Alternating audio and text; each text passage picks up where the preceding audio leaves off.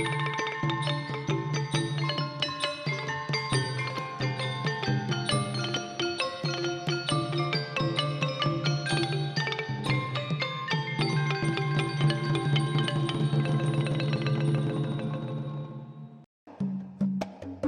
ឹកដីដិតដាមដោយវប្បធម៌ខ្មែរទីឋានដែលមានសិប្បករសិប្បការិនីនិងសិល្បករសិល្បការិនីជាច្រើនរូបបានផ្សារភ្ជាប់ជាមួយវិចិត្រសិល្បៈតាំងពីយុគវ័យមកពេលវេលាបានជួបទៅវ័យក្មេងរបស់ពួកគាត់ប៉ុន្តែផ្ទុយមកវិញបានផ្ដល់នូវបទពិសោធន៍និងបំពួនសេចក្តីស្រឡាញ់ចំពោះសិល្បៈជាតិឲ្យពួកគាត់វិញសេចក្តីស្នេហាសិល្បៈនិងបទពិសោធន៍សម្ដែងបានក្លាយជាកម្លាំងចលករសម្រាប់ឲ្យពួកគាត់លាក់បង់ឲ្យវប្បធម៌ជាតិដូចជាកាលពីនៅក្មេងវ័យអីចឹងដែរហើយពេលសម្រាប់ខ្លួនចូលទៅវិចិត្រសិល្បៈពួកគាត់បានសម្ដែងយ៉ាងរស់រវើកនិងពោរពេញដោយមនោសញ្ចេតនាជាមួយនឹងអារម្មណ៍នៅក្មេងវ័យជានិច្ច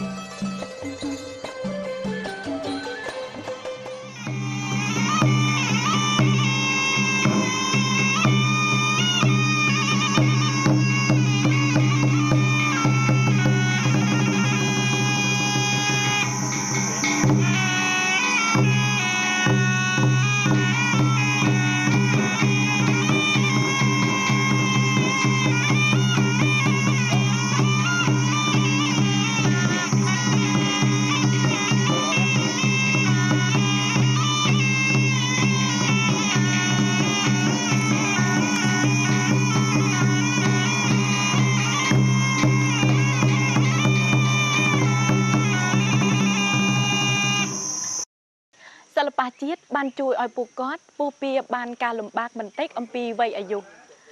ហើយអារម្មណ៍របស់សិល្បករសិល្បករនីនិងសិប្បករទាំងអស់នេះតែងតែស្រស់ស្រាយនិងរស់រវើកពេលដែលសម្របខ្លួនចូលទៅតួអង្គនីមួយៗក្នុងរាល់វណ្ណកម្មនាដសាស្ត្រខ្ញុំសម្ដែងនឹងមួយហើយបងអូនហើយដែលនៅរស្មីប្រទីបមានអារម្មណ៍រំភើបមិនដែលបានសម្ដែងចូលថ្ងៃនេះបានសម្ដែងចូលរំភើបក្នុងចិត្តមានស្រឡាញ់រាប់អានដូចបងប្អូនមកយើងជាមួយហ្នឹងរួមតាក់ទងជាមួយគ្នាវេចាស់ស្បាក់ស្បាគ្នាប៉ុន្តែអារម្មណ៍នៅដូចក្មេងយើងសប្បាយចរោនៅវេដូចក្មេងតែមិននឹកថេញខ្លួនចាស់អាយុចាស់ប៉ុន្តែអារម្មណ៍នៅដូចក្មេង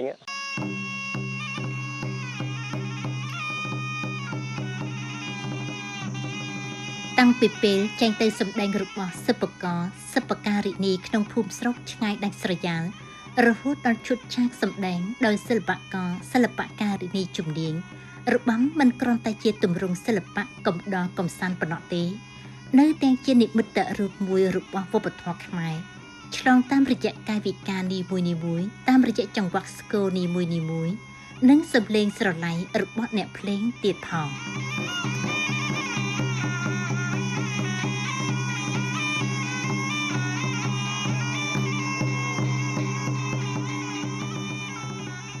ជិត50ឆ្នាំផ្សារភ្ជាប់ជាមួយទម្រង់សិល្បៈនេះចំពោះលោកគីម៉ាន់ចង្វាក់ស្គរនីមួយៗនិងកាយវិការនីមួយៗតែងតែដកជាប់ក្នុងសរសៃឈាមទៅហើយលោកបង្ហាត់បង្រៀនសិស្សដោយសុភាពផ្ចិតផ្ចង់និងរុករាយពេលកែសម្រួលកាយវិការម្ដងគាត់សុទ្ធតែរំលឹកឲ្យស្ដាប់ភ្លេងស្ដាប់ចង្វាក់ទើបសម្ដែងចេញជាកាយវិការពិតរបស់តួអង្គ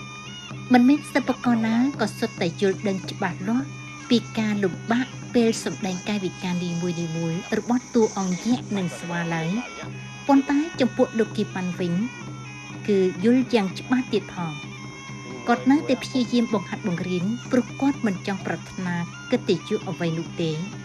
គ្រាន់តែចង់ឲ្យថ្ងៃក្រោយក្មេងៗក្នុងភូមិស្រុកបន្តវេនចេះរាំតាំងពីសារវ័នឲ្យបានត្រឹមត្រូវស្រស់ស្អាតដូចជាបំណងប្រាថ្នាដែលគាត់បានខំប្រឹងអស់មួយជីវិតជាងកណាអកណាស្វាដល់32ក្បាច់យ៉ាក់ទៅពី10ហ៎យ៉ាក់ក្បាច់តិចជាងស្វាមានត្រឡប់មានអាលូតពេលណាហុកពេលនោះក្បាច់ជួយក្តាច់តាមអាវៃវងដល់យ៉ាក់វិញមានតែក្បាច់ប្រគេក្បាច់កាច់ប្រគេកញ្ញែងឲ្យចំអឺតអានោះហៅយ៉ាក់នៅភូមិតាឡេះឃុំត្រកូ ជីវភាពរស់នៅរបស់មៀមបៀងនៅតែផ្សារភ្ជាប់នឹងស្រែភ្លឺច្បារដំណាំវាលស្រែបៃតងគឺជាកន្លែងបណ្ដុះគ្រាប់ពូជសម្រាប់អាហារប្រចាំថ្ងៃនិងក្តីស្រមៃក្នុងការរួមចំណែកឲ្យសង្គមលោកគីម៉ាន់ក៏ដូចជាមៀមបៀងដទៃទៀតដែរគាត់ធ្វើស្រែចម្ការតាំងពីព្រលឹមដល់ព្រលប់ប៉ុន្តែអ្វីដែលពិសេសចំពោះរូបលោកគឺក្រោយពេលធ្វើស្រែចម្ការលោកមានភាពសប្បាយរីករាយពេលក្មួយៗចាងៗមករៀនរបាំយក្សនិងស្វាក្នុងទីធ្លាខាងមុខផ្ទះលោកគីម៉ាន់បងប្អូនបានបបួលគ្នាលេងល្បែងប្រជាប្រិយរងចាំពេលគាត់ធ្វើការងាររួចរាល់ហើយដើម្បីសម្របខ្លួនចូលក្នុងក្បាច់ក្រមយក្សស្វាជាមួយលោកបោះជាមួយទៀតឌីឡំឌីហើយឌីចាប់ខ្ញុំចំនួនចាស់ប៉ុន្តែយើងនៅចូលចិត្តសបាយប៉ុន្តែចង់ឲ្យក្មេងចំនួនក្រោយបន្តវេនវាបីតំប៉ាំងស្នងឫស្សីបើអស់ពេលដល់ចំនួនខ្ញុំមានចំនួនប្អូនហើយដល់ចំនួនចៅឲ្យបន្តវេនកុំឲ្យបាត់ប្រពៃណីខ្មែរយើងខ្ញុំហាត់ក្មេងខ្ញុំដេកវេប្រាប់ថាចាស់មែនតើមកវេនោះក្មេងមិញហាត់អត់ហត់ទេដល់ឈប់មិនហត់បាញ់មិញនោះថានោះសបាយមែនសបាយភ្លេចអស់អាហ្នឹងអានោះសាវរៀននៅពីដើមមករហូតក្មេងគួយក្នុងពេលហាត់រំយក្សស្វានៅទីនេះតែងតែមានរឿងគួរឲ្យអស់សំណើចរវាងគ្រូនិងកូនសិស្សតួយ៉ាងពេលដែលលោកគីម៉ាន់កំពុងតែផ្ចិតផ្ចង់កែកាយវិការឲ្យពួកក្មេងៗស្រាប់តែមានសម្លេងកណ្ដឹងបន្លឺឡើងពីចុងភូមិដោយមិនចាំបាច់ណាត់ទេតែយល់ទាំងអស់គ្នាក្មេងៗរត់តាមស្នូកណ្ដឹងអ្នកលក់ការ៉េមមិនខ្វល់ពីការហាត់ពុតនិងគ្រូបង្ហាត់របស់ពួកគេឡើយលោកម៉ាន់មិនស្ទេះបន្ទោសឬហៅពួកគេទេផ្ទុយទៅវិញលោកបានចាប់ផ្ដើមសម្ដែងកាយវិការស្វាដោយដេញតាមសិស្សរបស់គាត់បីដូចជាលោកបានត្រឡប់ទៅរកវីកុមាររបស់ខ្លួនវិញរបាំយក្សស្វានេះប្រហែលជាមិនមែនត្រឹមតែសម្ដែងតាមចង្វាក់ស្គរឬកាយវិការដ៏ឥតខ្ចោះប៉ុណ្ណោះទេវានៅទាំងរស់រវើកក្នុងពេលវេលាដ៏សប្បាយរីករាយបែបនេះទៀតផងសិល្បៈបានភ្ជាប់នឹងជីវភាពរស់នៅនិងភាពរីករាយរាប់ទាំងស្នាមញញឹមបានលន់ឡើងនៅក្នុងតំបន់ជនបទទៀតផង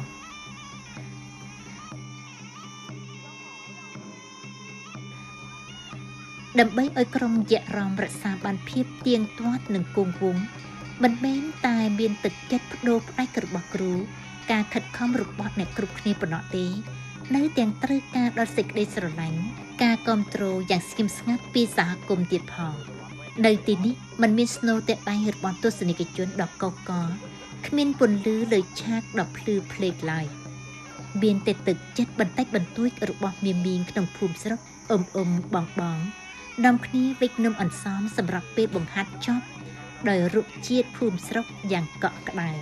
អន្សមដ៏សាមញ្ញក្លិនស្លឹកចេកឈ្ងុយដំណាប់ថ្មី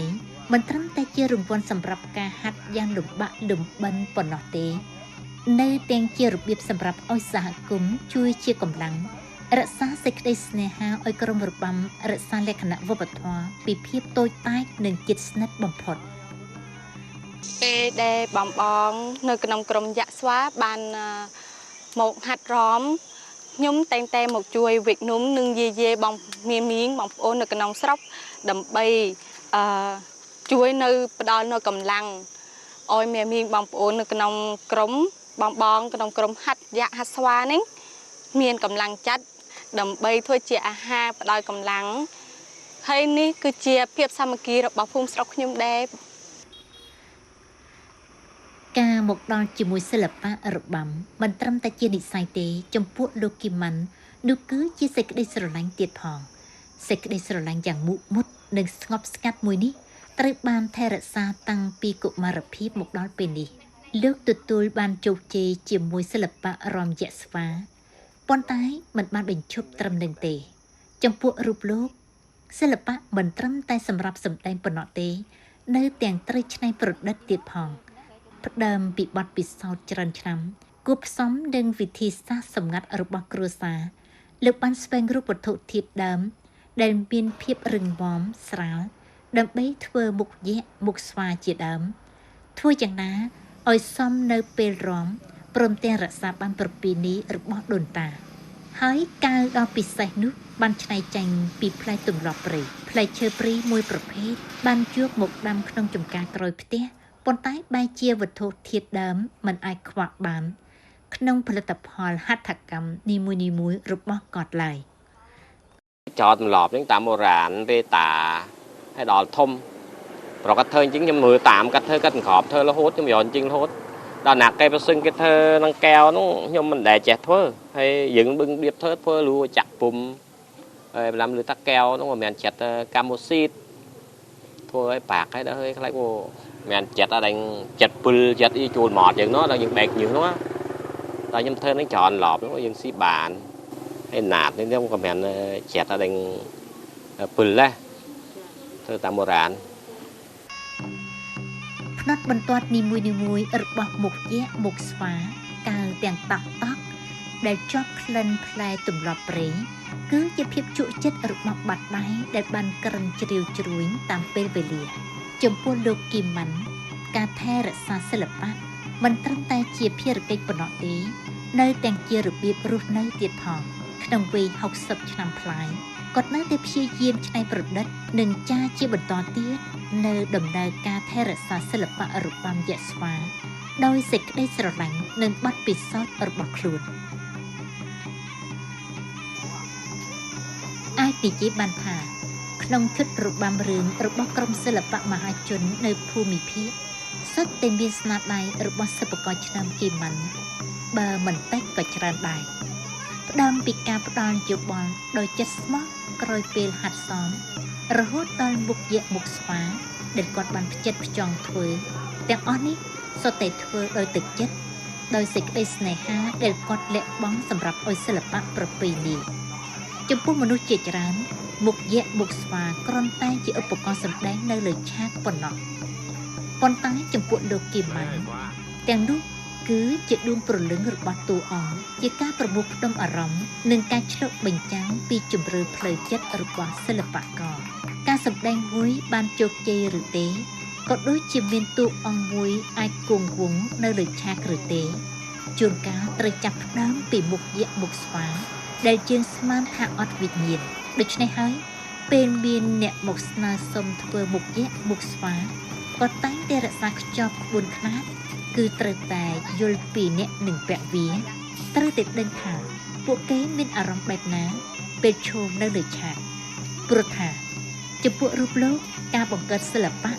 ទោះបីជានៅក្រោយឆាកក៏ត្រូវតែធ្វើដោយការយល់ចិត្តយល់អារម្មណ៍ដែរយើងតម្រង់នឹងសាមសឿនឹងធ្វើមុខដាក់ណាទូចណាក់ទូចយើងធ្វើតាមទូចឲ្យផ្នែកត្រោផ្នែកច្មោះតូចច្មោះយើងដកហើមជាងជួលបានណាខ្លះធ្វើក្បាលដែរក្បាលធំពេកដល់ប្រាក់មើលមិនឃើញមើលតាមប្រងច្មោះកណែជាងមិនរួចទេដល់យើងធ្វើក្បាលនេះថៃរាំងខ្ញុំទូចជាងខ្ញុំមិនធ្វើទូចឲ្យឃើញស្មានេះវាសង្ខាងហើយផ្នែកមើលឃើញច្មោះដង្ហើមបានបើមិនសូវហត់ដល់យើងធ្វើកណែធ្វើឲ្យឡើងប្រាក់មើលមិនឃើញមើលតាមច្មោះវិញដល់ទៅយើងពប់ចលជាចលឯងដល់ខ្ញុំធ្វើក្បាលបើនៅទូចធ្វើតាមទូចបើនៅធំធ្វើតាមធំព្រោះស្រួលហើយវាស្រាលទៀតធ្វើនៅកណ្ដាលស្រាលនៅក្នុងភូមិឋានដ៏សុខសាន្តនេះសិល្បៈមិនគង់វង្សលើឆាកធំតែសិល្បៈបានគង់វង្សនៅក្នុងខ្យល់ដង្ហើមនិងការរស់នៅប្រចាំថ្ងៃតាមរយៈស្នាដៃរបស់សិល្បករទាំងឡាយដូចជាលោកគីម៉ាន់មុខយក្សមុខស្វានីមួយកាយវិការយក្សកាយវិការស្វានីមួយសុទ្ធតែមិនអាចខ្វះបាននៅស្នូលតន្ត្រីប្រពៃណីឡើយព្រោះនៅពីក្រោយជំហានជើងរបងស្គរឆៃយ៉ាំនេះតែងតែមានសម្លេងតន្ត្រីដែលប្រគំជុលគ្នានិងបោះជំហាននៅតាមភូមិស្រុកនេះមិនមានតែក្រុមរបាំទេដែលមានទាំងដៃទ្រដែលរួបរួមកម្លាំងសម្រាប់ឲ្យការសម្ដែងកាន់តែទាក់ទាញអារម្មណ៍ទៀតផងទ្រសោដ៏សាមញ្ញនេះនឹងបន្តរួមដំណើរទៅស្រាវជ្រាវឃ្លាំងតន្ត្រីបុរាណរបស់ជាតិក្នុងនីតិព្រឹត្តិការណ៍ចារបន្តទៀត